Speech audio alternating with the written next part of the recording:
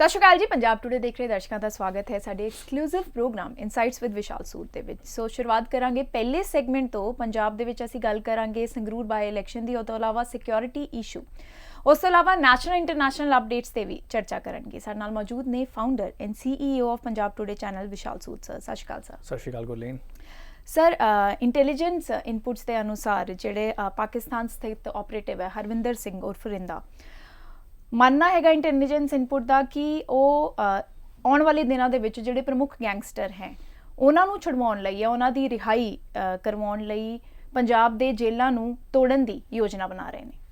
ਦੇਖੋ, ਇਹ ਬਹੁਤ ਹੀ ਸੀਰੀਅਸ ਇਨਫੋਰਮੇਸ਼ਨ ਹੈ ਜੋ ਮਿਨਿਸਟਰੀ ਆਫ ਹੋਮ ਅਫੇਅਰਸ ਨੇ ਦਿੱਤੀ ਹੈ, ਇਨਪੁਟ ਸ਼ੇਅਰ ਕੀਤੀ ਹੈ ਇੰਟੈਲੀਜੈਂਸ ਪੰਜਾਬ ਪੁਲਿਸ ਦੇ ਨਾਲ। ਤੇ ਪੰਜਾਬ ਪੁਲਿਸ ਨੇ, ਪੰਜਾਬ ਗਵਰਨਮੈਂਟ ਨੇ ਵੀ ਮੁਸਤੈਦੀ ਨਾਲ ਐਕਸ਼ਨ ਲੈਂਦੇ ਹੋਏ ਸਿਕਿਉਰਿਟੀ ਵਧਾ ਦਿੱਤੀ ਹੈ। ਤੇ ਹੁਣ since it is public news, ਹੁਣ ਇਨ ਆਲ ਪ੍ਰੋਬੇਬਿਲਿਟੀ ਜੇਲ ਬ੍ਰੇਕ ਨਹੀਂ ਹੋਏਗੀ ਕਿਉਂਕਿ ਸਿਕਿਉਰਿਟੀ ਵਧਾ ਦਿੱਤੀ ਗਈ ਹੈ। ਪਰ ਕੁਐਸਚਨ ਇਹ ਵਾ ਕਿ ਕਿਉਂ ਅਚਾਨਕ ਇਹ ਸਾਰੀਆਂ ਚੀਜ਼ਾਂ ਪੰਜਾਬ 'ਚ ਹੋ ਰਹੀਆਂ ਨੇ ਜੀ। That is something we should be worried about. ਕਿਉਂ ਇਹੋ ਜਿਹੀ ਇੰਟੈਲੀਜੈਂਸ ਇਨਪੁਟਸ ਆ ਰਹੀਆਂ ਨੇ? ਕੋਈ ਲਾਅ ਐਂਡ ਆਰਡਰ ਦੇ ਇੰਨੇ ਸੀਰੀਅਸ ਲੈਪਸ ਹੋ ਰਹੇ ਨੇ, ਜਿਵੇਂ ਪੰਜਾਬ ਪੁਲਿਸ ਦੇ ਇੰਟੈਲੀਜੈਂਸ ਹੈੱਡਕੁਆਟਰਸ 'ਚ ਰੌਕਟ ਲਾਂਚਰ ਦੇ ਨਾਲ ਬੰਬ ਦਾਗਿਆ ਗਿਆ ਜੀ। ਇਸ ਤਰ੍ਹਾਂ ਹੀ ਸਿੱਧੂ ਮੂਸੇਵਾਲੇ ਦਾ ਕਤਲ ਹੋਇਆ, ਉਸ ਤੋਂ ਪਹਿਲਾਂ ਵੀ ਕਈ ਕਬੱਡੀ ਖਿਲਾੜੀ। ਤੇ ਇਸ ਤਰ੍ਹਾਂ ਇਹ ਸਾਰੀਆਂ ਜਿਹੜੀਆਂ ਲਾਅ ਐਂਡ ਆਰਡਰ ਦੇ ਜਿਹੜੀਆਂ ਲੈਪਸਿਸ ਨੇ ਬਹੁਤ ਜ਼ਿਆਦਾ ਹੋ ਰਹੀਆਂ ਨੇ। ਇਸ ਚੀਜ਼ ਨੂੰ ਆਪਾਂ ਨੂੰ ਵੱਡੀ ਪਿਕਚਰ ਦੇ ਹਿਸਾਬ ਨਾਲ ਵੇਖਣਾ ਪਏਗਾ। ਇੱਕ ਹੈਗਾ ਕਿ ਸਾਡੇ ਇੰਡੀਆ ਦੇ ਨੈਸ਼ਨਲ ਪਰਸਪੈਕਟਿਵ ਦੇ ਹਿਸਾਬ ਨਾਲ, ਜੇ ਤੁਸੀਂ ਵੇਖੋ ਕਿ ਗਲੋਬਲੀ ਜਦੋਂ ਵੀ ਕੋਈ ਕੰਟਰੀ ਇੱਕ ਗਲੋਬਲ ਪਾਵਰ ਬਣਨ ਦੀ ਕੋਸ਼ਿਸ਼ ਕਰਦੀ ਹੈ, ਦੁਨੀਆ ਦੇ ਵਿੱਚ ਕਈ ਪਾਵਰਸ ਉਹਦੇ ਖਿਲਾਫ ਸਾਜ਼ਿਸ਼ਾਂ ਕਰਨੀਆਂ ਸ਼ੁਰੂ ਕਰ ਦਿੰਦੀਆਂ। ਪੰਜਾਬ ਇੰਡੀਆ ਦਾ ਇੱਕ ਪਾਰਟ ਹੈ। ਇੱਕ ਇਹਦੇ ਵਿੱਚ ਜੋ ਸਾਡੀ ਹਿਸਟਰੀ ਰਹੀ ਹੈ ਪਿਛਲੇ 3-4 ਦਸ਼ਕਾਂ ਦੀ, it is easy to exploit ਜਿਹੜੇ ਵੀ ਆਪਸ ਦੇ ਵਿੱਚ ਗੈਪਸ ਨੇ ਜਾਂ ਜੋ ਵੀ ਹਿਸਟਰੀ ਰਹੀ ਹੈ ਉਹਨੂੰ ਐਕਸਪਲੋਇਟ ਕਰਨਾ ਆਸਾਨ ਹੈ। ਤੇ ਓਵਰਆਲ ਸਾਨੂੰ ਇਹ ਨਹੀਂ ਸੋਚਣਾ ਚਾਹੀਦਾ ਕਿ ਓਵਰਆਲ ਇੰਡੀਆ ਨੂੰ ਬਦਨਾਮ ਕਰਨ ਦੀ ਕੋਸ਼ਿਸ਼ ਹੈ। ਜੋ ਵੀ ਪੰਜਾਬ 'ਚ ਹੋ ਰਿਹਾ ਉਹ ਇੰਡੀਆ 'ਚ ਹੋ ਰਿਹਾ ਜੀ। So basically there is something sinister to it. Suddenly ਜਿਹੜੇ ਇੰਡੀਆ ਤੋਂ ਬਾਹਰ ਬੈਠੇ ਭਾਵੇਂ ਗੈਂਗਸਟਰਸ ਨੇ, ਜਿਨ੍ਹਾਂ ਨੂੰ ਖਾਲਿਸਤਾਨੀ ਮੂਵਮੈਂਟ ਦੀ ਸਪੋਰਟ ਜਿਹੜੀ ISI ਨੇ ਦਿੱਤੀ ਹੋਈ ਆ, ਉਹ ਸਾਰੇ ਐਕਟਿਵ ਹੋ ਗਏ ਨੇ। ਇਹਦਾ ਮਤਲਬ ਹੈ ਕਿ ਕਿਤੋਂ ਤੇ ਕਿਸੇ ਗਲੋਬਲ ਪਾਵਰ ਤੋਂ ਤੇ ਇੰਸਟਰਕਸ਼ਨ ਆਈ ਹੈ ਕਿ ਤੁਸੀਂ ਇੰਡੀਆ ਨੂੰ ਇਸ ਵੇਲੇ ਬਦਨਾਮ ਕਰਨਾ ਹੈ, ਉਹ 'ਚ ਲਾਅ ਐਂਡ ਆਰਡਰ ਦੇ ਇਸ਼ੂ ਕ੍ਰੀਏਟ ਕਰਨੇ ਤਾਂ ਕਿ ਅਸੀਂ ਜਿਹੜੀ ਪ੍ਰੋਗਰੈਸ ਦੇ ਪਾਥ 'ਤੇ ਉਹ ਤੋਂ ਹਟ ਜਾਈਏ। ਹੁਣ ਇਸ ਵੇਲੇ ਸਾਡੇ ਲੋਕਾਂ ਨੂੰ, ਸਾਡੀ ਗੌਰਮੈਂਟਸ ਨੂੰ, ਸਾਡੀਆਂ ਸਾਰੀਆਂ ਏਜੰਸੀਜ਼ ਨੂੰ ਬਹੁਤ ਹੀ ਸਚੇਤ ਹੋਣ ਦੀ ਲੋੜ ਹੈ ਕਿ ਅਸੀਂ ਇਸ ਚੀਜ਼ ਨੂੰ ਕਿਵੇਂ ਹੈਂਡਲ ਕਰਨਾ ਹੈ। ਸਾਡੇ ਉੱਤੇ ਅਲੱਗ-ਅਲੱਗ ਤਰੀਕੇ ਨਾਲ ਅਟੈਕ ਕੀਤੇ ਜਾਣਗੇ। ਇੱਕ, ਸਾਡਾ ਲਾਅ ਐਂਡ ਆਰਡਰ ਖਰਾਬ ਕੀਤਾ ਜਾਏਗਾ, ਅਸੀਂ ਘਬਰਾਉਣਾ ਨਹੀਂ ਹੈ।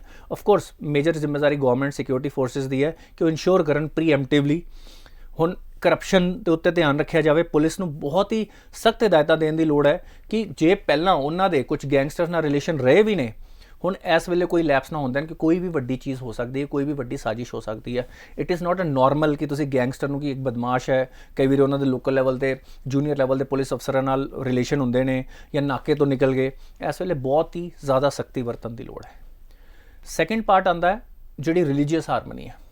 ਆਪਾਂ ਲੋਕੀ ਕਿਵੇਂ ਰਿਐਕਟ ਕਰਦੇ ਹਾਂ। ਹੁਣ ਤੁਸੀਂ ਵੇਖੋਗੇ ਅਗਲੇ ਕੁਝ ਟਾਈਮ 'ਚ ਕਾਫੀ ਇਹੋ ਜਿਹੀ ਨਿਊਜ਼ ਆਉਣਗੀਆਂ ਜਿਹੜੀਆਂ ਦੋ ਕਮਿਊਨਿਟੀਜ਼ ਨੂੰ ਇੱਕ ਦੂਜੇ ਤੋਂ ਖਿਲਾਫ ਕਰਨ ਦੀ ਕੋਸ਼ਿਸ਼ ਕਰਨਗੀਆਂ, ਆਪਸ 'ਚ ਵੰਡਣ ਦੀ ਕੋਸ਼ਿਸ਼ ਕਰਨਗੀਆਂ। ਸਾਡੀ ਹਿਸਟਰੀ ਦੇ ਵਿੱਚ ਪੰਜਾਬ ਦੀ ਜਾਂ ਮੈਂ ਇੰਡੀਆ ਦੀ ਵੀ ਗੱਲ ਕਰਾਂ, ਪੋਸਟ ਇੰਡੀਪੈਂਡੈਂਸ ਵੀ ਇਹੋ ਜਿਹੇ ਕਈ ਇਨਸੀਡੈਂਟਸ ਹੋਏ ਨੇ which are shameful and which are regrettable. Despite that ਅਸੀਂ ਉਹਨਾਂ ਤੋਂ ਕੀ ਲੈਸਨ ਲੈਣੇ ਆ, ਉਹ ਸਾਡੇ ਲਈ ਇੰਪੋਰਟੈਂਟ ਹੋਏਗਾ ਇਸ ਵੇਲੇ ਕਿ how we react to it. ਅਸੀਂ ਆਪਣੀ ਭਾਵਨਾਵਾਂ ਨੂੰ ਉਬਲਣ ਨਾ ਦਈਏ, ਉਹਨਾਂ ਨੂੰ ਬਿਯੋਂਡ ਨਾ ਆਉਣ ਦਈਏ, ਅਤੇ ਅਸੀਂ ਸਮਝੀਏ ਕਿ ਇਹ ਸਾਰਾ ਇੱਕ ਸਾਜ਼ਿਸ਼ ਹੈ ਸਾਡੇ ਦੇਸ਼ ਦੇ ਖਿਲਾਫ, ਸਾਡੇ ਸੋਹਣੇ ਦੇਸ਼ ਪੰਜਾਬ ਦੇ ਖਿਲਾਫ ਵੀ। ਇਹ ਸਾਰੀਆਂ ਚੀਜ਼ਾਂ ਨੂੰ ਧਿਆਨ 'ਚ ਰੱਖ ਕੇ ਅਸੀਂ ਇਸ ਵੇਲੇ ਧਿਆਨ ਰੱਖਣਾ ਹੈ ਕਿ ਅਸੀਂ ਜੋ ਵੀ ਰਿਐਕਸ਼ਨ ਦੇਣੇ ਆ ਨਿਊਜ਼ 'ਚ, ਮੀਡੀਆ 'ਚ, ਸੋਸ਼ਲ ਮੀਡੀਆ 'ਚ, ਇੱਕ ਪੂਰੀ ਐਂਟੀ ਇੰਡੀਆ ਅਤੇ ਐਂਟੀ ਪੰਜਾਬ ਲੌਬੀ ਐਕਟਿਵ ਹੋਈ ਹੋਈ ਹੈ ਜਿਹੜੀ ਇਸ ਵੇਲੇ ਸਾਨੂੰ ਅਨਸਟੇਬਲ ਕਰਨਾ ਚਾਹੁੰਦੀ ਹੈ, ਸਾਨੂੰ ਆਪਸ 'ਚ ਵੰਡਣਾ ਚਾਹੁੰਦੀ ਹੈ, ਸਾਡੇ ਭਾਈਚਾਰੇ ਨੂੰ ਤੋੜਨਾ ਚਾਹੁੰਦੀ ਹੈ ਅਤੇ ਸਾਨੂੰ ਤਰੱਕੀ ਦੇ ਰਾਹ ਤੋਂ ਹਟਾ ਕੇ ਸਾਨੂੰ ਬੰਦੂਕਾਂ ਵਾਲੇ ਕਲਚਰ ਵਿੱਚ ਲੈ ਕੇ ਜਾਣਾ ਚਾਹੁੰਦੀ ਹੈ। ਉਹਦੇ ਵਿੱਚ ਕਈ ਬਾਹਰੋਂ ਵੀ ਅਤੇ ਕਈ ਸਾਡੇ ਡੋਮੈਸਟਿਕ ਨੇਤਾ ਵੀ ਇਨਵੋਲਵ ਨੇ। ਅਸੀਂ ਇਨਸ਼ੋਰ ਕਰਨਾ ਹੈ ਕਿ ਅਸੀਂ ਇਹ ਸਾਰੀਆਂ ਚੀਜ਼ਾਂ ਨਾ ਹੋਣ ਦਈਏ। ਜਿਹੜੇ ਨੇਤਾ ਜਿਹੜੇ ਕੋਈ ਪਾਵਰ 'ਚ ਹੈ, ਕੋਈ ਪਾਵਰ ਤੋਂ ਬਾਹਰ ਚਲਾ ਗਿਆ ਹੈ, ਉਹਨਾਂ ਸਾਰਿਆਂ ਦੀ ਡੈਸਪਰੇਸ਼ਨ ਸਾਨੂੰ ਵੰਡੇ ਨਾ ਜੀ। ਆਪਾਂ ਹਮੇਸ਼ਾ ਪੰਜਾਬ ਟੂਡੇ 'ਤੇ ਗੱਲ ਕੀਤੀ, ਇਟ ਇਜ਼ ਅਬਾਊਟ ਆਪਾਂ 3 ਕਰੋੜ ਲੋਕੀ ਕਿਵੇਂ ਸੋਚਦੇ ਹਾਂ। ਉਹ 300 ਨੇਤਾ ਕੋਈ ਵੀ ਸਕੀਮ ਲਾਣ, ਅਸੀਂ ਜੇ ਬੈਲੈਂਸ ਤਰੀਕੇ ਨਾਲ, ਸਹੀ ਤਰੀਕੇ ਨਾਲ ਚੱਲਾਂਗੇ, ਆਪਣੇ ਆਪ ਨੂੰ ਇੱਕ ਮੰਨਾਂਗੇ, ਅਤੇ ਉਹਨਾਂ ਦੇ ਮਨਸੂਬੇ ਕਾਮਯਾਬ ਹੋਣ ਦੀ ਪ੍ਰੋਬੇਬਿਲਿਟੀ ਬਿਲਕੁਲ ਹੀ ਜ਼ੀਰੋ ਹੋ ਜਾਂਦੀ ਹੈ। ਹੁਣ ਦੂਜੀ ਗੱਲ ਆਉਂਦੀ ਲਾਅ ਐਂਡ ਆਰਡਰ ਦੀ, ਬੰਦੂਕਾਂ ਦੀ। ਉਹਦੇ ਵਿੱਚ ਗੌਰਮੈਂਟ ਦੀ ਜ਼ਿੰਮੇਵਾਰੀ ਬਣਦੀ ਹੈ। ਹਜੇ ਤੱਕ ਜੋ ਵੀ ਲੈਪਸ ਹੋਏ ਨੇ ਜੇ ਉਹ ਜ਼ਿਆਦਾਤਰ ਮੈਨੂੰ ਲੱਗਦਾ ਹੈ ਕਿ ਸਟੇਟ ਮਸ਼ੀਨਰੀ ਜਾਂ law and order machinery the failure ਹੈ। ਜੇ ਤੁਸੀਂ ਪਟਿਆਲਾ ਦੇ ਵੀ ਜੇ ਆਪਾਂ ਰॉयट्स ਦੀ ਗੱਲ ਕਰੀਏ, ਉਸ ਤੋਂ ਬਾਅਦ ਲੋਕਾਂ ਨੇ ਬਹੁਤ ਵਧੀਆ ਮੈਸੇਜ ਦਿੱਤਾ। ਕਈ ਹਿੰਦੂ ਸਿੱਖ ਆਰਗੇਨਾਈਜੇਸ਼ਨਸ ਨੇ ਜੁਆਇੰਟਲੀ ਮੈਸੇਜ ਦਿੱਤੇ, ਉਹ ਮੈਨੂੰ ਬੜਾ ਵਧੀਆ ਰਿਐਕਸ਼ਨ ਲੱਗਾ। ਹਾਲਾਂਕਿ ਆਫ ਕੋਰਸ ਜਿਹੜੀਆਂ ਤਾਕਤਾਂ ਦੀ ਆਪਾਂ ਗੱਲ ਕਰਦੇ ਪਏ, ਉਹਨਾਂ ਨੇ ਸਾਡੇ 'ਚ ਵੰਡ ਪਾਉਣ ਦੀ ਇਹੋ ਜਿਹੀਆਂ ਚੀਜ਼ਾਂ, ਉਹ ਭਾਵੇਂ ਪੋਲੀਟੀਕਲ ਹੋਣ ਭਾਵੇਂ ਉਹ ਬਾਹਰ ਦੀਆਂ ਏਜੰਸੀਆਂ ਹੋਣ, ਉਹਨਾਂ ਨੇ ਵੰਡ ਪਾਉਣ ਦੀ ਪੂਰੀ ਕੋਸ਼ਿਸ਼ ਕੀਤੀ, ਪਰ ਸਾਡੇ ਲੋਕਾਂ ਨੇ ਬੜੇ ਵਧੀਆ ਤਰੀਕੇ ਨਾਲ ਹੈਂਡਲ ਕੀਤਾ। ਪਰ ਜਿੱਥੇ ਜਿੱਥੇ ਫੇਲੀਅਰ ਹੋਏ ਉਹ purely law and order machinery ਦੇ ਵਿੱਚ ਲੈਪਸਿਸ ਸਨ। ਆਪਾਂ ਇੱਕ ਕਿਸੇ ਗਵਰਨਮੈਂਟ ਨੂੰ ਬਲੇਮ ਨਹੀਂ ਕਰ ਸਕਦੇ। ਪੰਜਾਬ ਦੀ ਸਿਕਿਉਰਿਟੀ ਜਿੰਨੀ ਪੰਜਾਬ ਦੀ ਜ਼ਿੰਮੇਵਾਰੀ ਹੈ, ਬੜੀ ਵਾਰੀ ਨੇਤਾ ਕਹਿ ਦਿੰਦੇ ਨੇ ਕਿ ਲਾਅ ਐਂਡ ਆਰਡਰ ਤੇ ਜੀ ਪੰਜਾਬ ਗਵਰਨਮੈਂਟ ਦੀ ਜ਼ਿੰਮੇਵਾਰੀ ਹੈ। No, it is about national security now. Punjab, ਆਪਾਂ ਉਦੋਂ ਵੀ ਗੱਲ ਕੀਤੀ ਸੀ, ਪੰਜਾਬ ਉਹ ਇੰਜਨ ਹੈ ਜੋ ਸਾਨੂੰ ਤਰੱਕੀ ਤੇ ਡਬਲ ਸਪੀਡ ਤੇ ਲੈ ਕੇ ਜਾ ਸਕਦਾ ਪੰਜਾਬੀਆਂ ਦੀ ਐਂਟਰਪ੍ਰੀਨਰਸ਼ਿਪ ਨੂੰ ਜੇ ਪੋਜ਼ਿਟਿਵਲੀ ਯੂਜ਼ ਕੀਤਾ ਜਾਵੇ ਜੀ। ਤੇ ਇਸ ਕਰਕੇ ਇਹਦੀ ਜ਼ਿੰਮੇਵਾਰੀ ਉਨੀ ਸੈਂਟਰਲ ਗਵਰਨਮੈਂਟ ਦੀ ਵੀ ਬਣਦੀ ਆ। ਰਾਈਟ ਇਨਪੁਟਸ, ਰਾਈਟ ਸਪੋਰਟ, ਜਿੱਥੇ ਵੀ ਉਹਨਾਂ ਨੂੰ ਫੋਰਸਿਸ ਦੀ ਲੋੜ ਹੈ। ਤੇ ਮੈਨੂੰ ਮੈਂ ਫਿਰ ਇਹ ਵੀ ਕਹੂੰਗਾ ਕਿ ਸੈਂਟਰਲ ਗਵਰਨਮੈਂਟ ਵੀ ਆਪਣੀ ਜ਼ਿੰਮੇਵਾਰੀ ਵਧੀਆ ਤਰੀਕੇ ਨਾਲ ਨਿਭਾ ਰਹੀ ਹੈ। ਪੰਜਾਬ ਗਵਰਨਮੈਂਟ ਨੂੰ ਹੁਣ ਹੋਰ ਥੋੜਾ ਅਲਰਟ ਹੋਣ ਦੀ ਲੋੜ ਹੈ ਜੀ। ਉਹਨਾਂ ਨੂੰ ਸਮਝਣਾ, ਉਹਨਾਂ ਲਈ ਇਹ ਸਾਰਾ ਆਮ ਆਦਮੀ ਪਾਰਟੀ ਦੀ ਇਹ ਪਹਿਲੀ ਫੁੱਲ ਸਟੇਟ ਗਵਰਨਮੈਂਟ ਹੈ। ਉਹਨਾਂ ਨੂੰ ਐਕਸਲਰੇਟਿਡ ਤਰੀਕੇ ਨਾਲ ਸਿੱਖਣਾ ਪਏਗਾ, ਸਮਝਣਾ ਪਏਗਾ ਕਿ ਉਹਨਾਂ ਨੇ ਜੋ ਇਨਹੈਰਿਟ ਕੀਤੀ ਹੈ ਪ੍ਰੋਬਲਮ, ਉਹਨਾਂ ਨੂੰ ਸੋਲਵ ਕਰਨ ਲਈ ਉਹਨਾਂ ਕੋਲ ਟਾਈਮ ਨਹੀਂ ਹੈ। ਉਹ ਇਹ ਨਹੀਂ ਕਹਿ ਸਕਦੇ ਕਿ ਸਾਨੂੰ ਸਿੱਖਣ ਦਾ, because these are very very dangerous problems. ਉਹਨਾਂ ਨੂੰ ਇਮੀਡੀਏਟਲੀ ਐਕਸ਼ਨ 'ਚ ਆਉਣਾ ਪਏਗਾ, ਜਿੱਥੇ ਸੈਂਟਰ ਤੇ ਭਰੋਸਾ ਕਰਨਾ ਪਏਗਾ, ਉਹਨਾਂ ਦੀ ਹੈਲਪ ਲੈ ਕੇ ਸਟਰੋਂਗਲੀ ਜਿਹੜੇ ਵੀ ਨਿਫੇਰੀਅਸ ਇਰਾਦੇ ਨੇ ਸਾਡੇ ਦੇਸ਼ ਦੇ ਦੁਸ਼ਮਣਾਂ ਦੇ, ਪੰਜਾਬ ਦੇ ਦੁਸ਼ਮਣਾਂ ਦੇ, ਉਹਨਾਂ ਨੂੰ ਰੁਕਣਾ ਪਏਗਾ ਤੇ ਉਹਨਾਂ ਨੂੰ ਤੋੜਨਾ ਪਏਗਾ। ਸਰ, ਸਿਕਿਉਰਿਟੀ ਇਸ਼ੂ ਦੇ ਵਿੱਚ ਹੀ ਇਹ ਵੀ ਦੱਸਣਯੋਗ ਹੈ ਕਿ ਇਹਨਾਂ 2.5 ਮਹੀਨਿਆਂ ਦੇ ਵਿੱਚ ਹੀ ਪੰਜਾਬ ਦੇ ਜੇਲ੍ਹਾਂ ਤੋਂ ਤਕਰੀਬਨ 1000 ਮੋਬਾਈਲ ਫੋਨ ਰਿਕਵਰ ਕੀਤੇ ਗਏ ਹਨ। ਹਾਲ ਦੀ ਘੜੀ ਜੋ ਹਾਲ ਹੈ ਪੰਜਾਬ ਦਾ ਸਿਕਿਉਰਿਟੀ ਦਾ, ਗੈਂਗਸਟਰਸ ਜਿਹੜੇ ਹੈ ਉਹਨਾਂ ਲਈ ਜੇਲ੍ਹ ਸੇਫ ਹਾਊਸ ਹੈ, ਕਿਉਂਕਿ ਬਾਹਰ ਉਹਨਾਂ ਨੂੰ ਮਰਨ ਮਰਾਉਣ ਦਾ ਡਰ ਹੈ ਗੈਂਗਸਟਰਸ ਤੋਂ ਹੀ ਜਾਂ ਵਿਰੋਧੀ ਕ੍ਰਿਮੀਨਲ ਗੈਂਗਸ ਤੋਂ। ਇਹ ਨੈਟਵਰਕ ਆਈਡੈਂਟੀਫਾਈ ਕਰਨਾ, ਇਹਨੂੰ ਬ੍ਰੇਕ ਕਰਨਾ, ਉਹਦੀ ਕਿੰਨੀ ਕੁ ਲੋੜ ਹੈ ਤੇ ਕਿੱਦਾਂ ਕੀਤਾ ਜਾਵੇ? ਦੇਖੋ, ਕਿੰਨੀ ਕੁ ਲੋੜ ਹੈ ਇਹਨੂੰ ਤੇ ਆਪਾਂ ਓਵਰ ਐਸਟੀਮੇਟ ਕਰ ਹੀ ਨਹੀਂ ਸਕਦੇ, ਬਹੁਤ ਜ਼ਿਆਦਾ ਲੋੜ ਹੈ। ਜੇ ਇਹ ਨਹੀਂ ਕੀਤਾ ਗਿਆ ਤੇ ਇਹ ਰਿਜ਼ਲਟ ਹੈ। ਮੈਂ ਹੁਣੀ 2 ਗੱਲਾਂ ਕਹੀਆਂ। ਇੱਕ, ਜਿਹੜੀ ਕਰਪਸ਼ਨ ਇਨਵੋਲਵਡ ਹੈ, ਕਿਤੇ ਨਾ ਕਿਤੇ ਪੁਲਿਸ ਦੇ ਵਿੱਚ ਸਰਟਨ ਲੈਵਲ ਤੇ ਲੋਕੀ ਗੈਂਗਸਟਰ ਨਾਲ ਮਿਲੇ ਹੁੰਦੇ ਨੇ, ਇਸੇ ਕਰਕੇ ਉਹਨਾਂ ਨੂੰ ਪਨਾਹ ਮਿਲਦੀ ਹੈ ਜਾਂ ਪੋਲੀਟੀਕਲ ਪਨਾਹ ਵੀ ਉਹਨਾਂ ਨੂੰ ਹੁੰਦੀ ਹੈ, ਸਰਪ੍ਰਸਤੀ ਹੁੰਦੀ ਹੈ। ਉਹ ਸਾਰੀ ਚੀਜ਼ ਨੂੰ ਇਮੀਡੀਏਟਲੀ ਤੋੜਨ ਦੀ ਲੋੜ ਹੈ। ਦੂਜਾ ਪਾਰਟ ਹੈ ਕਿ ਜਿਹੜੇ ਉੱਥੇ ਮੋਬਾਈਲਸ ਉਹਨਾਂ ਨੂੰ ਮਿਲਦੇ ਨੇ, ਹੁਣ ਇਹਦੇ 'ਚ 2 ਪਾਰਟ ਨੇ।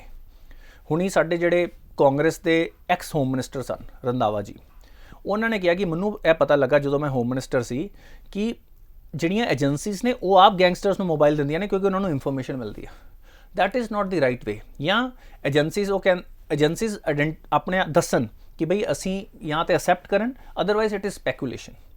ਤੇ ਇਹ ਹੋ ਵੀ ਸਕਦਾ ਕਿ ਬਈ ਤੁਸੀਂ ਗੈਂਗਸਟਰਸ ਤੋਂ ਇਨਫੋਰਮੇਸ਼ਨ ਲੈਣ ਲਈ ਉਹਨਾਂ ਦੇ ਫੋਨ ਟੈਪ ਕੀਤੇ ਹੋਣ, ਜ਼ਬਰਦਸਤੀ ਉਹਨਾਂ ਕੋਲ ਉਹੋ ਜਿਹੇ ਫੋਨ ਪਹੁੰਚਾ ਦਿਓ। ਬਟ ਸਾਡੀਆਂ ਫੋਰਸਿਸ ਨੂੰ ਇੰਨਾ ਸક્ષਮ ਹੋਣਾ ਪਏਗਾ ਕਿ ਸਾਨੂੰ ਆਪਣੀ ਪ੍ਰੋਬਲਮ ਸੋਲਵ ਕਰਨ ਲਈ ਜਿਹੜੇ ਜੇਲ੍ਹ 'ਚ ਗੈਂਗਸਟਰਸ ਨੇ ਉਹ ਨਾ ਇਨਵੋਲਵਡ ਹੋਣ। ਤੇ ਉਸੇ ਚੀਜ਼ ਦਾ ਫਾਇਦਾ ਚੁੱਕ ਕੇ ਕਈ ਹੋਰ ਲੋਕੀ ਮਾਰੇ ਜਾਂਦੇ ਨੇ, ਕਈ ਉਹਦਾ ਕਹਿੰਦੇ ਕੋਲੈਟਰਲ ਡੈਮੇਜ ਬਣ ਜਾਂਦੇ ਨੇ।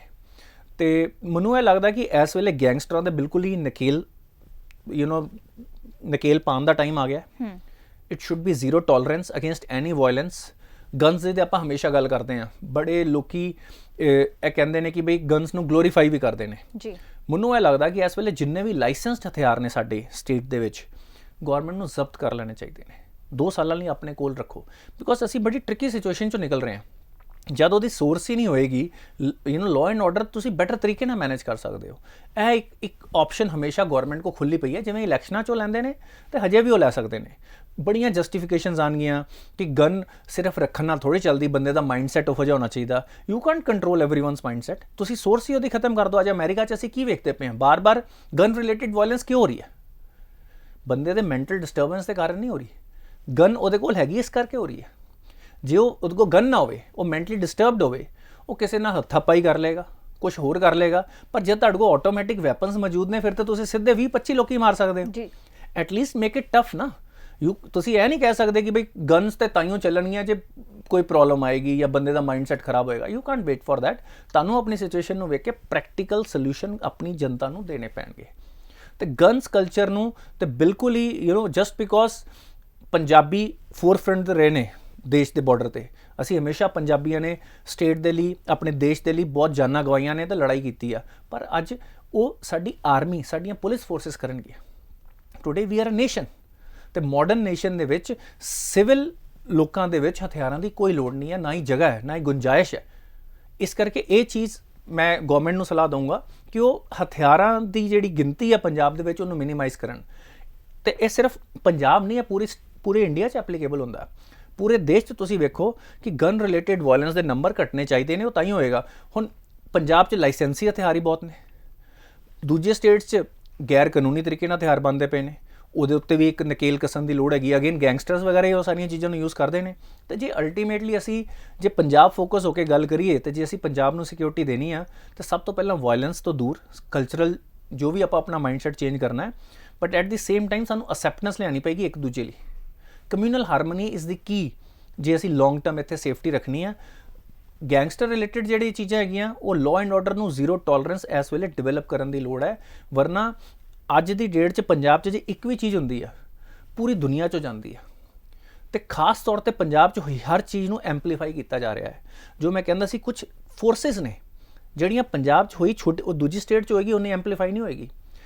ਪੰਜਾਬ 'ਚ ਹੋਈ ਹਰ ਚੀਜ਼ ਨੂੰ ਜ਼ਿਆਦਾ ਐਂਪਲੀਫਾਈ ਕੀਤਾ ਜਾ ਰਿਹਾ ਹੈ, ਕਿਉਂਕਿ ਪੰਜਾਬ ਦੇ ਵਿੱਚ ਇੱਕ ਸਰਟਨ ਪ੍ਰੋਬਲਮਸ ਰਹੀਆਂ ਨੇ, ਉਹਨਾਂ ਨੂੰ ਫਿਰ ਚੁੱਕਿਆ ਜਾ ਰਿਹਾ ਤੇ ਉਹਨਾਂ ਨੂੰ ਲਿਵਰੇ ਤੇ ਲੋਕਾਂ ਦੀਆਂ ਭਾਵਨਾਵਾਂ ਨੂੰ ਭੜਕਾਇਆ ਜਾ ਰਿਹਾ ਹੈ। ਸਿਮਿਲਰਲੀ ਆਪਾਂ ਜੇ ਇੰਡੀਆ ਦੀ ਵੀ ਗੱਲ ਕਰੀਏ, ਗਲੋਬਲ ਲੈਵਲ ਤੇ ਜੇ ਇੰਡੀਆ 'ਚ ਕੁਛ ਹੁੰਦਾ ਹੈ, ਕਿਉਂਕਿ ਕਾਫੀ ਫੋਰਸਿਸ ਨੇ ਜਿਹੜੀਆਂ ਆਪਾਂ ਅੱਗੇ ਵੀ ਕਈ ਵਾਰੀ ਗੱਲ ਕੀਤੀ, ਇੰਡੀਆ ਨੂੰ ਇਸ ਵੇਲੇ ਗਰੋਥ ਦੇ ਪਾਥ ਤੋਂ ਹਟਾਉਣ ਲਈ ਗਲੋਬਲ ਫੋਰਸਿਸ ਪੂਰਾ ਜ਼ੋਰ ਲਾਉਣਗੀਆਂ।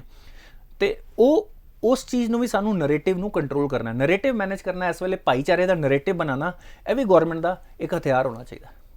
ਤੁਸੀਂ ਵਾਇਲੈਂਸ ਨੂੰ ਸਿਰਫ ਵਾਇਲੈਂਸ ਨਾਲ ਨਹੀਂ ਰੋਕ ਸਕਦੇ, ਤੁਹਾਡਾ ਨਰੇਟਿਵ ਕੀ ਆ, ਤੁਸੀਂ ਭਾਸ਼ਾ ਕਿਹੜੀ ਯੂਜ਼ ਕਰਦੇ ਪਏ ਹੋ, ਤੁਹਾਡੇ ਨੇਤਾ ਕਿਹੜੀ ਭਾਸ਼ਾ ਯੂਜ਼ ਕਰਦੇ ਪਏ, ਤੁਹਾਡੇ ਰਿਲੀਜੀਅਸ ਲੀਡਰ ਕਿਹੜੀ ਭਾਸ਼ਾ ਯੂਜ਼ ਕਰਦੇ ਪਏ ਆ।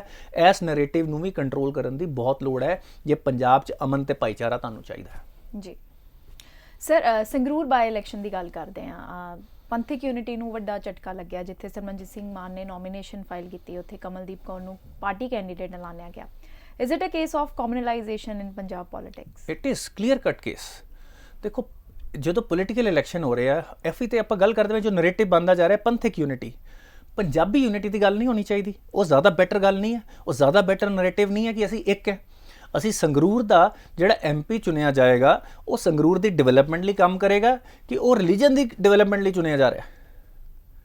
ਤੁਸੀਂ ਪੰਥ ਦੇ ਜਥੇਦਾਰ ਨਹੀਂ ਚੁਣਦੇ ਪਏ, ਤੁਸੀਂ ਪੋਲੀਟੀਕਲ MP ਮੈਂਬਰ ਪਾਰਲੀਮੈਂਟ ਚੁਣਦੇ ਪਏ ਹੋ, ਜਿਨ੍ਹਾਂ ਨੇ ਉਸ ਇਲਾਕੇ ਦੇ ਜਿਹੜੇ ਇਸ਼ੂ ਨੇ ਉਹ ਚੁੱਕਣੇ ਨੇ, ਜਿਨ੍ਹਾਂ ਨੇ ਉਸ ਇਲਾਕੇ ਦੀ ਓਵਰਆਲ ਡਿਵੈਲਪਮੈਂਟ ਤੇ ਫੋਕਸ ਕਰਨਾ ਹੈ। ਜੇ ਤੁਸੀਂ ਕੈਂਡੀਡੇਟ ਹੀ ਰਿਲੀਜਨ ਦੇ ਬੇਸਿਸ ਤੇ ਰੱਖੋਗੇ ਉੱਥੇ, ਤੇ ਉਸ ਤੋਂ ਬਾਅਦ ਉਹਨਾਂ ਦਾ ਏਜੰਡਾ ਕੀ ਹੋਏਗਾ? ਮੈਨੂੰ ਇਹ ਲੱਗਦਾ ਹੈ ਕਿ ਦੇਖੋ, ਇੱਕ ਤੇ ਹੈਗੇ ਜਿਹੜੀ ਪੰਥਕ ਯੂਨਿਟੀ ਦੀ ਵੀ ਜੇ ਆਪਾਂ ਗੱਲ ਕਰ ਲਈਏ, ਜਿਹੜੇ ਪੋਲੀਟੀਕਲ ਲੀਡਰ ਨੇ ਉਹਨਾਂ ਨੇ ਆਪਣੀ ਪੋਲੀਟਿਕਸ ਤੇ ਆਪਣੇ ਇੰਟਰਸਟ ਵੇਖਣੇ ਆ, ਉਹ ਕੋਈ ਵੀ ਕੰਪਰੋਮਾਈਜ਼ ਕਰਨ ਨੂੰ ਤਿਆਰ ਨਹੀਂ ਨੇ। But at the same time Sangrur by election should be about development of Punjab, about political growth, economic growth ਉਸ ਏਰੀਏ ਦੀ ਤੇ ਓਵਰਆਲ ਪੰਜਾਬ ਦੀ। ਇਸ ਤੋਂ ਇਲਾਵਾ ਕੋਈ ਏਜੰਡਾ ਸੰਗਰੂਰ ਬਾਈ ਇਲੈਕਸ਼ਨ ਦੇ ਵਿੱਚ ਨਜ਼ਰ ਨਹੀਂ ਆਉਣਾ ਚਾਹੀਦਾ। ਇਹ ਨਰੇਟਿਵ ਹਰ ਪਾਰਟੀ ਦੀ ਜ਼ਿੰਮੇਵਾਰੀ ਬਣਦੀ ਹੈ। ਜੀ ਸਰ, ਸੰਗਰੂਰ ਬਾਈ ਇਲੈਕਸ਼ਨ ਦੇ ਵਿੱਚ ਹੀ ਕਾਂਗਰਸ ਆਪੋਜੀਸ਼ਨ ਦੀ ਜੇ ਅਸੀਂ ਗੱਲ ਕਰੀਏ ਤਾਂ ਉਹ ਇੱਕ ਆਈਡੀਆ ਇੰਡੋਰਸ ਕੀਤਾ ਹੈ ਜਿਹੜਾ ਸਰਦਾਰ ਸਿੰਘ ਜੋਹਲ ਨੇ, ਕਿ ਸਿੱਧੂ ਮੂਸੇਵਾਲਾ ਦੇ ਫਾਦਰ ਸਾਹਿਬ ਨੂੰ ਅਨਅਪੋਜ਼ ਲੀਡਰ ਐਲਾਨਿਆ ਜਾਣਾ ਚਾਹੀਦਾ ਸੰਗਰੂਰ ਤੋਂ। ਇਹ ਆਈਡੀਆ, ਇਹਨੂੰ ਕਿੱਦਾਂ ਦੇਖਦੇ ਹੋ ਸਰ ਤੁਸੀਂ? ਦੇਖੋ, it is I would say to put it very simply, I mean it's a very useless idea. ਇਸ ਤਰ੍ਹਾਂ ਨਹੀਂ ਪੋਲੀਟਿਕਸ ਹੁੰਦੀ ਆ। ਤੁਸੀਂ ਇੱਕ ਉਹਨਾਂ ਦਾ ਕੰਮ, we have sympathy for the father of Sidhu Moosewala, he has the biggest loss, but this is not the way to compensate. ਤੁਸੀਂ ਨਹੀਂ ਜਾਣਦੇ ਉਹਨਾਂ ਦੀ ਐਜ਼ ਅ ਪੋਲੀਟੀਕਲ ਕੰਪੀਟੈਂਸ ਕੀ ਹੈ ਤੇ ਉਹਨਾਂ ਨੇ ਉਹ ਕੀ ਉਹਨਾਂ ਦੀ ਵਿਜ਼ਨ ਹੈਗੀ ਹੈ ਕਿ ਨਹੀਂ। It should be based on the actually ਜਿਹਦੀ ਪੋਲੀਟੀਕਲ ਵਿਜ਼ਨ ਹੋਵੇ, ਜਿਹੜੇ ਲੋਕਾਂ ਨੂੰ ਸੰਗਰੂਰ ਦੇ ਲੋਕੀ ਚੁਣਨਗੇ, ਇਹ ਉਹਨਾਂ ਦਾ ਨੁਮਾਇੰਦਾ ਚੁਣਿਆ ਜਾ ਰਿਹਾ ਹੈ। ਪੰਜਾਬ ਪੂਰਾ why are we forcing this thing on them?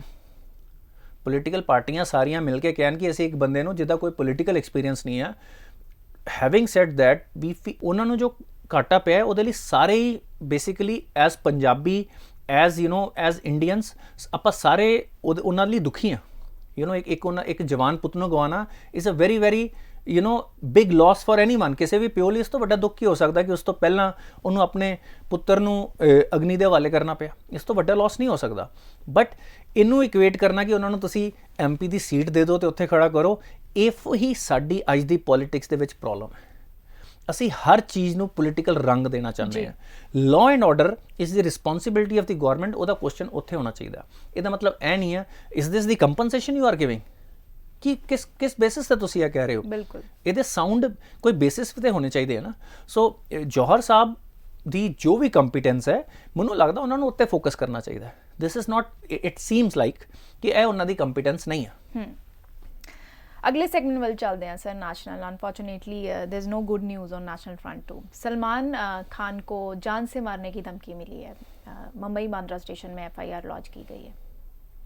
देखो अगेन बिश्नोई गैंग ने ओपनली उनको मारने की धमकी दी थी और आज वहाँ पे चिट छोड़ी गई है।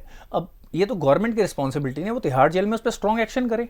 तो बीजेपी गवर्नमेंट जो नेशनल सिक्योरिटी के लिए रिस्पॉन्सिबल हैं और सलमान खान के हर सिटीजन की सिक्योरिटी के लिए रिस्पॉन्सिबल हैं। आप इमेजिन करो कि आज मीडिया में ये खबरें चल रही हैं कि गैंगस्टर किसी को भी मार सकते हैं और किसी को भी धमकी लगा सकते हैं। एक आम नॉर्मल बिजनेसमैन या नॉर्मल आदमी को अगर वो धमकी लगा दे, वो क्या करेगा? उसकी तो मीडिया भी बात ज़्यादा उठाएंगे नहीं, पुलिस वाले के आगे तो वो क्या बोलेगा। कल को कोई भी बंदा फ़ोन उठा के, इससे एक तो होता है कि जो एक तो आपकी जगह में यहाँ पे बेरोज़गारी है, वो यूथ को ये भी लेसन मिल सकता है। जो जिनके पास अच्छे वैल्यू सिस्टम नहीं है, अच्छी दीक्षा नहीं मिली है, वो फ़ोन कर सकते हैं, किसी को भी फ़ोन करना शुरू कर दें अपने एरिया में, जी हम इस गैंग के मेंबर बोल रहे हैं, पैसे दो। ये तो आप गैंगस्टर कल्चर को बहुत बढ़ा रहे हैं। इतने स्ट्रॉन्ग और एग्जाम्पलरी एक्शन लेने की ज़रूरत है इन गैंगस्टर्स के खिलाफ कि कोई भी हमारा यूथ या कोई भी बंदा एंटी नेशनल या एंटी सोशल एक्टिविटी करने की सोचे भी ना, गैंगस्टर बनने की कोई ना सोचे। इस वक्त ऐसे स्ट्रॉन्ग एक्शन की ज़रूरत है within the ambit of our legal framework. हमें लॉ एंड ऑर्डर को बहुत मजबूत करना है। आज हमारे आसपास की, मैं यूपी का एग्जांपल बड़े पॉजिटिव डायरेक्शन से, आपने बोला कोई पॉजिटिव नहीं, बड़े पॉजिटिव डायरेक्शन। अभी थोड़े दिन पहले वहाँ पे 17,000 की इन्वेस्टमेंट की कमिटमेंट्स हुई हैं सिर्फ एक कंपनी द्वारा। अदानी ग्रुप ने सिर्फ 17,000 की कमिटमेंट कर दी है। सबसे बड़ा रीज़न ही वो सारे लोग ये कह रहे हैं law and order is better, प्रशासन का फोकस डेवलपमेंट पे है, इजी एक्सेस है। तो ये सारी चीज़ों के लिए हमें बाकी स्टेट्स को भी एक कंपटीशन, पॉजिटिव कंपटीशन में आना पड़ेगा कि हम भी उनको वो सेफ इन्वायरमेंट दे। इससे क्या होगा, इक्वल डिस्ट्रीब्यूशन होगी अक्रॉस, सारी स्टेट्स मिलकर प्रोग्रेस करें, तो वो हमारे देश के लिए भी अच्छा है। तो मेरे को लगता है कि सख्त एग्जाम्पल सेट करने की ज़रूरत है और सलमान खान और उनके फादर सलीम खान को प्रॉपर सिक्योरिटी ऑफ कोर्स मिल भी रही होगी और देने की ज़रूरत है, क्योंकि ये सब आर्टिस्ट लोग हमारे देश का नाम रोशन करते हैं। अगर किसी ने इलीगल एक्टिविटी के लोग बोलेंगे जो उन्होंने ब्लैक बक केस था किसी के ऊपर गाड़े, उसका केस अलग से उन पे चल रहा है और वो भी अपने एंड रिजल्ट तक पहुंचेगा as per the judicial process. But law and order की इट डज नॉट मीन कि कोई भी उनको धमकी लगा दे और ऐसे मार इलीगल तरीके से उनको मार के चला जाए, वो हमारे देश की ओवरऑल इमेज और सिक्योरिटी के लिए अच्छा नहीं है। ये सारी चीज़ें, मैं बार बार ये चीज़ मेरे दिमाग में आ रही है कि ओवरऑल हमारे देश की इमेज को ख़राब करने के लिए बहुत पावरफुल फोर्सेस लगी हुई हैं जो इंडिया को एक लॉलेस इनटॉलरेंट कंट्री दिखाने की कोशिश कर रही हैं। जी सर, कानपुर में जो 3 जून को हिंसा हुई थी, पुलिस काफ़ी एक्शन मोड में आ गई है उसके बाद, और सीसीटीवी फुटेज से ये पता चला है कि कुछ पेट्रोल पंप्स खुले में पेट्रोल बेच रहे थे बॉटल्स में। देखो अगेन ये भी एक कम्युनल हिंसा का एग्जाम्पल है जो बार बार इंडिया में ये नरेटिव बनाने की कोशिश की जा रही है कि हमारी गवर्नमेंट या हम लोग सब, majority of our country is intolerant, हम एक दूसरे, और जो हमारी मिनॉरिटीज़ हैं वो इनसिक्योर है। ये एक बहुत स्ट्रॉन्ग नरेटिव बनाया जा रहा है। अब इस कानपुर वाली हिंसा का, और जो ये हुई थी क्योंकि बीजेपी के कुछ स्पोक्स पर्सन ने पैगाम ऐसे दिए थे, they made a statement against the पैगंबर। जी देखो ये बीजेपी ने स्ट्रॉन्ग एक्शन लिया है, उनको पार्टी से निकाल दिया गया है, और ये चीज़ें अल्टीमेटली आपका इंटरनेशनल इमेज ख़राब करती हैं और आपके जो अरेबिक कंट्रीज़ हैं, जो मिडिल ईस्टर्न कंट्रीज़ हैं जिनके साथ इंडिया ने बहुत स्ट्रॉन्ग बॉन्ड्स बनाए हैं, उनको ख़राब करने का ये मादा रखती हैं। अब ये जैसे ये हुआ, पाकिस्तान की कुछ एजेंसीज ने इंडिया के खिलाफ कैंपेन शुरू कर दी कि India is intolerant to Muslims. OIC से भी स्टेटमेंट आई।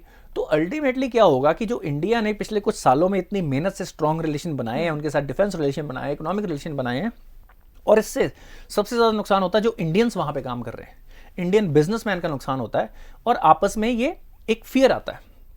तो मेरे को लगता है किसी भी धर्म के लोग हों, चाहे वो हिंदू हो, चाहे वो मुस्लिम हो, चाहे वो सिख हो, चाहे वो क्रिश्चियन रिलीजन से हों, हमें पहली तो बात ये मान के चलना पड़ेगा कि जो एक नॉर्मल इंडियन है वो जब सड़क पे निकलता है, उसको चाहे गुरुद्वारा नज़र आए, मंदिर नज़र आए, चाहे उसको मॉस्क नज़र आए, चाहे उसको चर्च नज़र आए, वो अपना हाथ जरूर जोड़ता है, क्योंकि हम एक प्लूरल सेकुलर इन्वायरमेंट में पले बढ़े हैं और हर रास्ते से हम भगवान को पा सकते हैं, ये हम समझते हैं। ये एक नॉर्मल हिंदुस्तानी का यही एटीट्यूड रहा है। बट हम अपने रिलीजन को प्यार करते हैं, रिस्पेक्ट करते हैं, ये बात, और सिर्फ हम ही क्या, पूरी दुनिया में काफ़ी टाइम जो भी उस देश को या उसके सोशल फैब्रिक को तोड़ना चाहते हैं, वो सबसे पहली बात यही करते हैं कि वो आपकी रिलीजन आइडेंटिटी पे को में इनसिक्योरिटी डालते हैं। क्योंकि जो रिलीजन है ना, वो हमें लाइफ में मतलब देता है। हम अपने आप को अपनी रीजनल आइडेंटिटी से बहुत जोड़ते हैं और उसी से अपनी एग्जिस्टेंस को काफ़ी हद तक रिलेट करते हैं। होता क्या है कि जब आप उस पर अटैक करते हो, वो आपको अपने ऊपर अटैक लगता है। इससे क्या होता है, इस इनसिक्योरिटी में आपकी भावनाएं, जो एक नेचुरल इंस्टिंक्ट होती है अपने आप को प्रिजर्व करने की, वो जागती है और माहौल टेंस होना शुरू हो जाता है।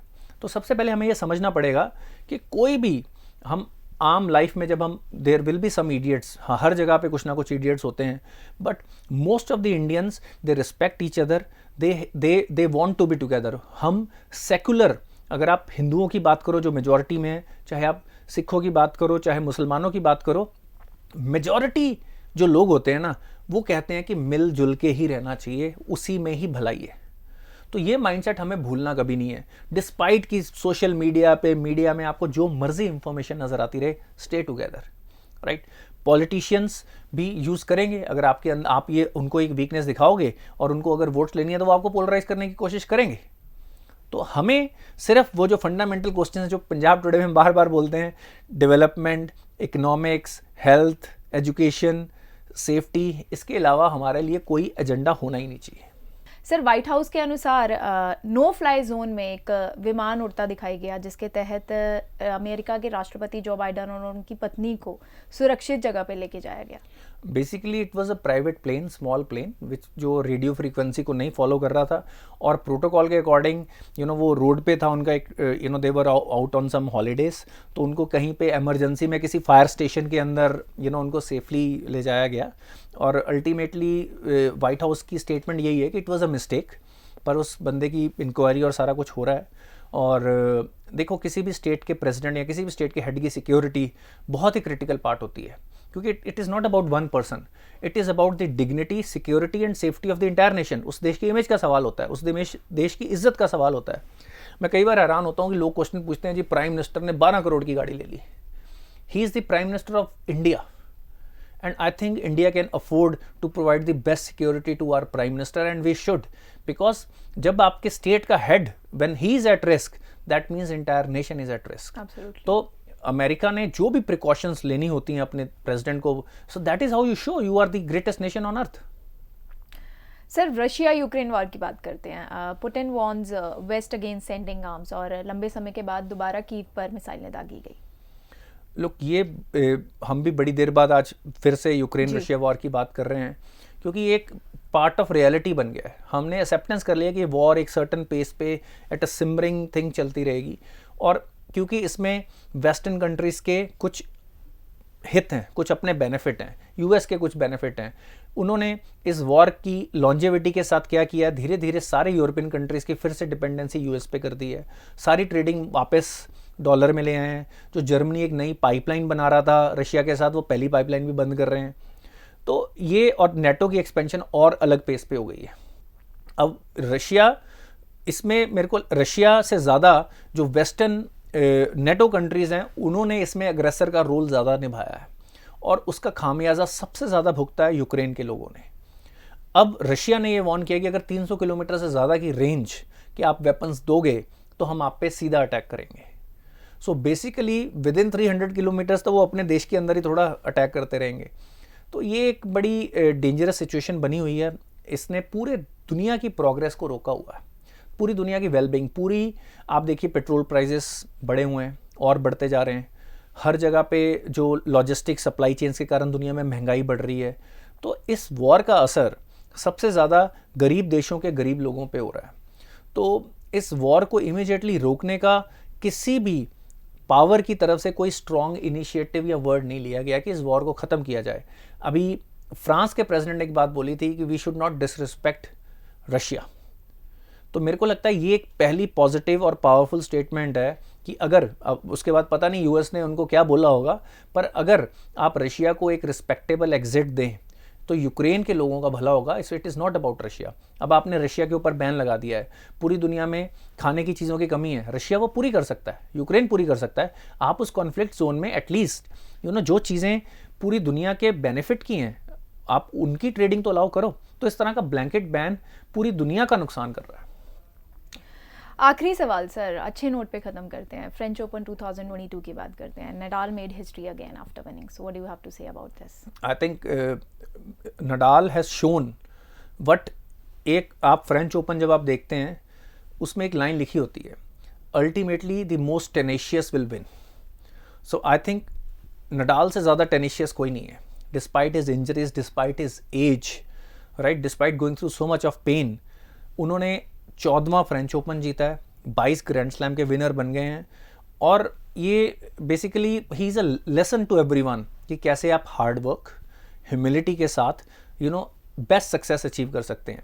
It is not about talent. हम जो मैसेज उससे जाता है, जो सबसे इंपॉर्टेंट मैसेज जो आपको राफेल नडाल से लेना चाहिए कि ये टैलेंट के बारे में नहीं है, ये ट्रेनिंग के बारे में है, हाउ हार्ड यू वर्क। तो हम काफ़ी बार अपने ऊपर बात नहीं लेना चाहते, मेहनत नहीं करना चाहते। हमें लगता है कुछ लोग टैलेंटेड हैं इसलिए वो सक्सेसफुल है। नहीं, जो लोग सक्सेसफुल हैं वो बाकियों से डबल मेहनत करते हैं। जब आप सो रहे होते हो वो उठ के अपने फोर हैंड और बैक हैंड की प्रैक्टिस कर रहे होते हैं। तो ये लेसन अगर हमारे देश के यूथ नडाल से सीखें, so we congratulate Nadal and we hope कि हम उनको और ग्रैंड स्लैम्स जीतते हुए देखते रहें। Absolutely, sir. So thank you so much for your views, sir. So stay connected for such valuable, deep and unbiased insights. And do not forget to subscribe to our channel and download our app. Thank you.